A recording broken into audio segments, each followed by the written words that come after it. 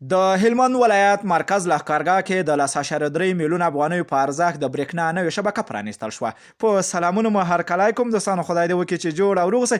د مطلب د شرکتونو نه مخکې دغه ویډیو راسره تر پای وګورئ. د هر څه نه مخکې اول ټولو هلمندیانو ته د برېښنا نوې شبکه د پرانیستو مبارکي وایم.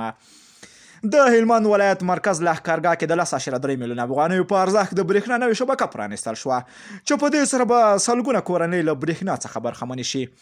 د هلمند والي تورن جنرال محمد یاسین خان د لښکرګاه ښار د معلولینو د ښارګوټي د برېښنا شبکې د پرانیستو پر مهال وویل د دې پروژې په مټ به په سیمه کې 250 کورنۍ له برېښنا څخه برخمنې شي.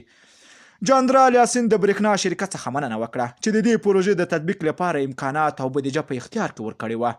د دوی په وینا د پراختیایي پروژو په تطبیق او ساتنه کې د ولسونه باید بشپړه همکاري وکړي.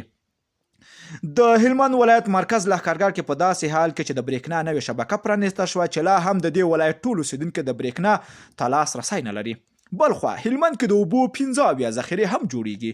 هلمند کې د اوبو د تنظیم برخې مسؤلین وایي د دې ولایت په یو شمېر ولسوالیو کې د 15 د اوبو زیرمې یا چک ډیمونه جوړیږي. د هلمند د فرعي سندیز حوزې رئیس محمد انور ذهین وایي چې د اوبو دغه زیرمې به په 1999 مالي کال په طرز کې جوړې شي او د دوی انجینرانو لخوا به په همدې موخه د هلمند په ډیرو سیمو کې سروېګانې ترسره کړي دي.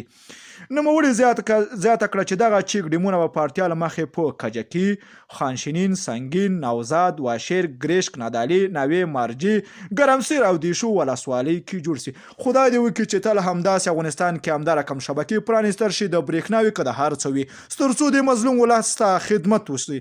که دوستانو ویډیو مو خوښه شوې نو لایک او شیر کړئ. که غواړئ له تازه او دقیقو معلوماتو خبر شئ نو د لمر پریس یوټیوب چینل حتما د سره سبسکرایب کړئ. نور مو په پاک رب سپارم. الله مل شاخ وخت درته غواړم.